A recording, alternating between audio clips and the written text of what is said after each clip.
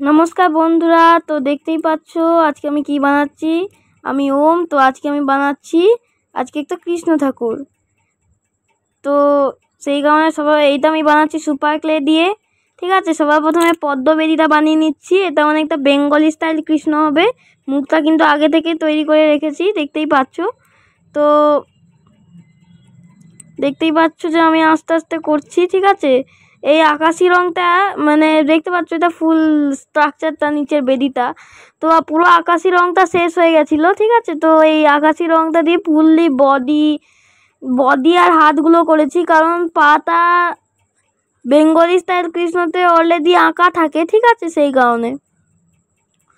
তো এই যে দেখতে পাচ্ছ একেবারে মেখে মেখে নরম করছি, নিয়ে এবার মাপ অনুযায়ী আমি কাটছি। কিন্তু কেটে নেওয়ার পর মুখটা যেহেতু অন্য রং হয়ে গেছিলো, সেই কারণে ওইটাকে রংটাকে চেঞ্জ করে দিলাম। ঠিক আছে, তো দেখতে পাচ্ছ খুবই আরামসে নরম হাতে করতে হবে। ঠিক আছে, হার্ডলি হাতে করলে কিন্তু নষ্ট হয়ে যাবে জিনিসটা। তো এবার বুঝতে পারছো, এবার আমি হাত বানিয়ে নিচ্ছি, কৃষ্ণ ঠাকুরের দুটো হাত। এবার দেখবে আমি মুখটা বসিয়ে নেব। তো তার আগে আমি কিছু ডিটেলিং করব।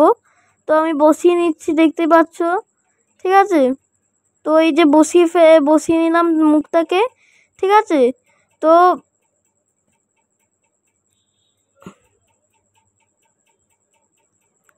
এই যে দেখতেই পাচ্ছ যে তোমার ডিটেলিংসগুলো, যেমন ছোট ছোট আঙুল, তারপর কান, এই সবগুলো খালি করছিলাম এখন। তারপর এই যে এলো আমাদের যেটা ব্রাউন কালার হয়, ব্রাউন কালারটা আমি বানাচ্ছি। এটা তোমার ধুতিতে লাগবে। ঠিক আছে, ধুতিটা বানাবো। তো দেখতেই পাচ্ছ কীরকমভাবে করছি। তো মাখার পর একেবারে মাখছি, দেখতে পাচ্ছ। তো মাখার পর এবার কিন্তু আমি এই যে করে দিলাম, পাগুলো করে নিচ্ছি। দেখো, ডিটেলিংস করে দিচ্ছি। তো বলে রাখা ভালো, এইগুলো দিয়ে কিন্তু আলাদা করে রং দেওয়া থাকে, সেই কারণে এটাকে আলাদা করে রং করতে হয় না। তবে বলে রাখা ভালো, এরকম ডিটেলিংসওয়ালা মূর্তিগুলোতে না ঠাকুরের চোখটা ঠাকুরের চোখ বললো, যদি কারো মুখ বানাও তাহলে মুখের জন্য কোনো চোখ বলো, সব এঁকে করবে রং দিয়ে। রং আর জল রং দিয়ে, বিশেষ করে জল রং বলতে ফেব্রিক রং। ঠিক আছে, তো দেখতেই পাচ্ছ এবার কিন্তু আমি পাগুলো লাগাচ্ছি। পায়ের সঙ্গে সঙ্গে আরও কিছু ডিটেলিংস আছে, ওই সব ডিটেলিংসগুলো কিন্তু লাগিয়ে দিচ্ছি। তো এই যে দেখতে পাচ্ছ মূর্তির মূল বডি স্ট্রাকচারটা কমপ্লিট হয়ে গেছে। তো এরপর আমি কিছুক্ষণ শুকানোর জন্য একটুখানি অপেক্ষা করছি।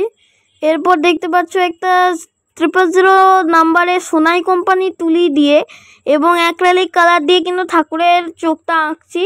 চোখ আঁকাতে দেখাতে পারছি না, কেননা আমাকে দেখে যেহেতু আঁকতে হয়, সেই কারণে। এই যে মা এসে গেছে এখানে।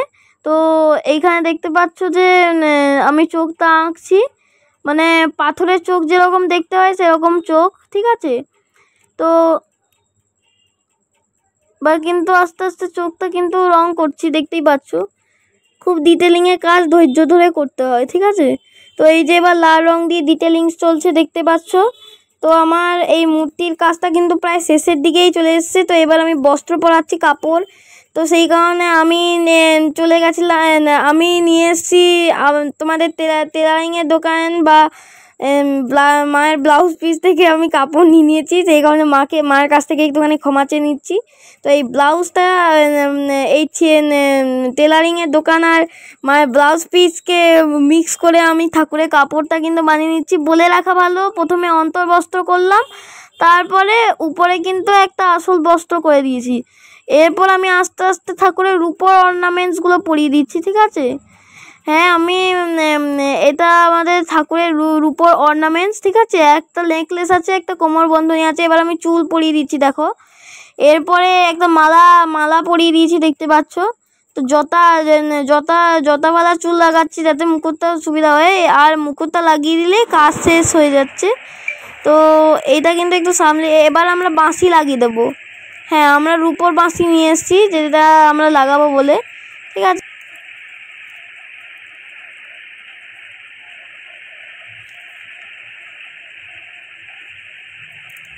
তো দেখো মূর্তিটা ফাইনাল লুক ঝুলনে বসানোর পর। তোমাদের কেমন লাগলো অবশ্যই কমেন্ট বক্সে জানাবে আর লাইক করে পাশে রাখবে। Thank you. জয় গোপাল। রাধে রাধে।